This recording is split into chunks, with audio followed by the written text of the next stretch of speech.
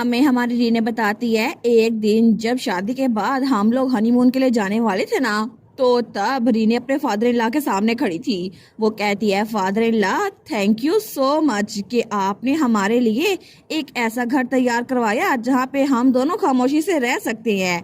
लेकिन क्या ये अजीब नहीं है कि वो घर एक रूरल विलेज में है जो कि मैप में आता भी नहीं है, और वो घर तो एक या दो लोगों के रहने के लिए बिल्कुल परफेक्ट है। तो उसका फादर इन लॉ, उसको तो ठंडे पसीने आ रहे थे। वो कहती है, आपको ये फैमिलियर नहीं लग रहा? मुझे लगता है कि इससे मुझे याद आया, यहाँ पर आने से पहले मैंने एक घर के साथ कॉन्ट्रैक्ट किया था जहाँ पर वो मेरे रहने के लिए परफेक्ट था, और इसके बारे में मैंने सिर्फ आपको बताया था फादर इन लॉ। तो क्या आपने वही घर खरीद तो नहीं लिया? तो हमारा कारसेन कहता है, तुम क्या बात कर रही हो, तुम जाने वाली थी लेकिन कहाँ पर? तो रीने कहती है, क्या ये भी इत्तेफाक हो सकता है? तो उसका फादर इन लॉ, उसके तो हाथ कांप रहे थे। वो कहता है, मैं बस चाहता था कि तुम मेरी बेटी बन जाओ, इसीलिए मेरे पास कोई चॉइस नहीं थी, मैंने उस इलाके के सारे घर खरीद लिए। तो रीने कहती है, फादर इन लॉ, आपको अपनी फीलिंग्स के साथ ऑनेस्ट होना चाहिए। अब आप बड़े हो गए हैं, अब तो बच्चों की तरह काम ना किया करें ना। तो वो सोचती है, इसी तरह हमारे हनीमून की डेस्टिनेशन एक रूरल विलेज बन गया जिसके बारे में किसी को नहीं पता था, क्योंकि मेरे फादर इन लॉ ने वो सारे के सारे घर दुगनी कीमत में खरीद लिए थे। लेकिन अगर कोई हमसे पूछे कि हम किसी पहाड़ी इलाके में क्यों नहीं जाते या फिर समुद्र के पास, तो मुझे एक ऐसी जगह पर रहना था जहाँ पे मैं कारसियोन के साथ अकेले रह सकूं। लेकिन तब उसका फादर कहता है, वो जगह इतनी बड़ी भी नहीं है और ना ही करीब कोई मार्केट है, तो तुम लोग को सारा काम खुद ही करना पड़ेगा। क्या अच्छा नहीं होगा अगर तुम अपने साथ 40 सर्वेंट्स ले जाओ? ये तो सिंपल रहेगा। तो रीने कहती है, ये बिल्कुल भी सिंपल नहीं रहेगा। तो तभी वहाँ पे रीने की मदर लाते हुए कहती है, मुझे माफ करना बेटा, लेकिन ये आदमी तो बड़ा जिद्दी है। सच में मैंने इसके साथ पूरी जिंदगी गुजार ली है, लेकिन ये स्टार्ट में भी ऐसा ही था। क्या अगर तुम चाहो तो तुम लोग रात को भी भाग सकते हो ताकि तुम्हारे फादर इन लॉ को पता ना चले और पीछे सर्वेंट ना भेज दे। तो हमारे उन कहती है, अपने हनीमून के लिए हमें भागना है? वो कहती है, बिल्कुल, कारसियोन और मैं मैजिक कास्ट कर देंगे ताकि कोई भी तुम्हें ट्रैक ना कर पाए।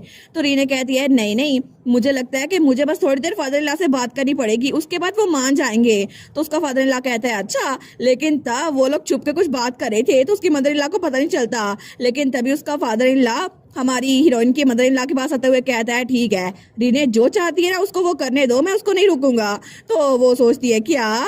तो तब वो कहती है, रीने, मैं पूछूंगी नहीं तुमने क्या किया, लेकिन तुम तो सबसे बेस्ट डॉटर इन लॉ हो। रीने कहती है, मैं आपसे कोई सीक्रेट नहीं रख सकती, मैं अगली बार आपको चुप करके बता दूंगी। तो रीने सोचती है, मैंने तो बस फादर इन लॉ से ये कहा कि जब मैंने अकेडमी के दिनों में इनको बताया था ना कि कोई लड़का जिसको मैं पसंद करती हूँ उसकी मॉम एक नोबल लेडी है, और उन्होंने उस नोबल लेडी की बहुत ज्यादा बुराइयां की थी और उनको पता नहीं था ये उन्हीं की वाइफ है। तो अगर मैं इस मिसअंडरस्टैंडिंग को यूज करूँ ना तो मदर इन लॉ से नाराज हो जाएंगी। लेकिन फादर इन लॉ ने मेरी बात मान ली, ऐसा लगता है वो अपनी वाइफ से बड़ा प्यार करते हैं। और तब थोड़ी देर बाद हमारी रीने वो वहां पर सब सर्वेंट्स के सामने खड़ी थी। तो सारे सर्वेंट कहते हैं, मिस, हमने सुना है कि आपके हनीमून का डेस्टिनेशन वो सिलेक्ट हो गया है। वो कहती है, बिल्कुल। और तब वहां खड़ी थी, वो कहती है, जिसको जो जो चीज मंगवानी है ना मुझे बता दो, मैं तुम लोग के लिए दुनिया की हर एक चीज लेके आ जाऊंगी। सारे कहते हैं, मिस रीने तो बेस्ट है। लेकिन बटलर कहता है, माई लेडी, आपको ये सब कुछ करने की जरूरत नहीं है। तो बाकी सारे तो बड़े एक्साइटेड थे। वो कहते हैं, वो ग्लास टेबल वेयर जो हमने पहले देखा था ना वो सिर्फ ईस्ट में बिकता है, क्या आप वो ला सकती हैं? मैं तो इस दिन के लिए अपनी तनख्वाह बचा के रखी हुई थी। लेकिन बटलर कहता है, माई लेडी, अगर आप इन सबको इतने कंफर्टेबली ट्रीट करेंगी ना तो ये और चीजें मांगेंगे, आपको ऐसे नहीं करना चाहिए, ये तो कितने डिसरिस्पेक्टफुल हो रहे हैं। रीने कहती है, इट्स ऑल राइट, मैंने इनको ऑफर की थी, और वैसे भी कारसियोन के पास सब स्पेस है, इसी वजह से जितनी मर्जी चीजें हम खरीदें हमारे पास अनलिमिटेड स्टॉक है, तो हम कहीं भी रख सकते हैं। और इसके अलावा ना कारसियोन और ना मैं ही शॉपिंग में इंटरेस्टेड है, चलो इसी वजह से हम लोग शॉपिंग तो कर पाएंगे ना, इसको एंजॉय कर लेंगे। तो पीछे से हेडमेट कहती है, सर्वेंट्स तो आजकल आपको बहुत ज्यादा पसंद करते हैं क्योंकि उनको पता है फ्यूचर में टचेस आप ही बनेंगी। इसी वजह से वो बटलर से कहती है, अच्छा होगा कि नई मिस्ट्रेस और सर्वेंट्स के दरमियान अच्छा रिलेशनशिप कायम हो जाए। तो बटलर कहता है, ओ डियर, आप भी ज्वाइन कर रही हैं, लेकिन अगर ऐसा है फिर मैं कुछ नहीं बोल सकता, मुझे लगता है कि ये रूल्स के खिलाफ है, लेकिन फिर भी। लेकिन तभी वो आगे खड़े होकर कहता है, फिर भी सब लोग एक बात जहन में रख लो, सिर्फ हर एक बंदा 2 चीजों की रिक्वेस्ट कर सकता है, उससे ज्यादा नहीं। और अगर तुम लोग को कुछ मंगवाना है ना 3 दिनों के अंदर अंदर ये लिस्ट फिल कर दो। वो लोग कहते हैं, जी। तो हेडमेट कहती है, मैं आपके हनीमून शेड्यूल के लिए सब कुछ ऑर्गेनाइज कर दूंगी। रीने कहती है, हेडमेट, थैंक यू सो मच, आप तो बिजी होंगी ना। तो हेडमेट कहती है जी बिल्कुल, इसके अलावा हम लोग आपके कमरे के इर्द गिर्द भटके भी नहीं, तो आप लोग आराम से अपने ट्रिप की प्लानिंग कर सकते हैं। तो रीने कहती है अच्छा। वो कहती है थैंक यू, लेकिन वो तो ब्लश कर रही थी। लेकिन तब वाइली थोड़े दिनों बाद वो दिन आ ही गया जब वो लोग हनीमून पे जाने वाले थे। तो रीने वो तैयार थी। वो कहती है मैं कैसी लग रही हूँ कार्सियोन? तो कार्सियोन कहता है वाओ रीने तुम तो बड़ी प्यारी लग रही हो। वो कहती है क्या ये मुझ पे सूट कर रहा है? कार्सियोन कहता है बिल्कुल। रीने तुम तो इतने ब्यूटीफुल हो, मुझे पता नहीं चल रहा मैं क्या बोलूं। वो कहती है तुम्हें हर बार फ्रीज होने की जरूरत नहीं है, और वैसे भी तुम मेरे साथ ही हो, कोई बात नहीं, हम लोग हमेशा इकट्ठे रहेंगे। तो तभी वहाँ पे कार्सियोन के मॉम और डैड भी आते हैं। वो कहते हैं बच्चों सेफ ट्रिप करना। वो लोग कहते हैं जी। तो उसका फादर इन लॉ भी कहता है और मैं चाहता हूँ कि तुम लोग गुड न्यूज के साथ वापस आओ। रीने कहती है क्या? तो उसका फादर इन लॉ कहता है पहले वाली तो सिर्फ मिसअंडरस्टैंडिंग थी, लेकिन इस बार मैं सच में चाहता हूँ कि ऐसा कुछ हो। तो उसकी वाइफ उसको कोनी मारते हुए कहती है डेयर प्लीज ऐसा प्रिटेंड करा जिस तुमने सुना ना होगा। ये वाली बातें तो अक्सर मदर इन लॉ कहा करती हैं, लेकिन तुम्हारे फादर इन लॉ को अपने ग्रैंड चिल्ड्रन की ज्यादा जल्दी है, लेकिन तुम लोग आराम से अपनी वेकेशन एंजॉय करना। रीने कहती है ठीक है ठीक है। तो तब वो सोचती है फिर भी मैं इस बार बहुत ज्यादा पुरुमीद हूँ, क्योंकि पिछली बार वो मिसअंडरस्टैंडिंग थी, लेकिन इस बार कार्सियोन के साथ एक नई फैमिली स्टार्ट करना मुझे बहुत अच्छा लगेगा। लेकिन जब मैंने कार्सियोन से इस बारे में बात की तो कार्सियोन इस बारे में बहुत ज्यादा सेंसिटिव है। उसने कहा कि उसे हमारी न्यूली वेड लाइफ एंजॉय करनी है और वो नहीं चाहता कि मुझे कोई मसला हो। पता नहीं अब चीजें वैसे चलती हैं जैसे हमने प्लान किया था या फिर नहीं। और थोड़ी देर बाद वो लोग उस विलेज में पहुंच चुके थे, जो कि इतना बड़ा नहीं था, लेकिन वहाँ पर सिर्फ एक ही आदमी था, एक बूढ़ा आदमी।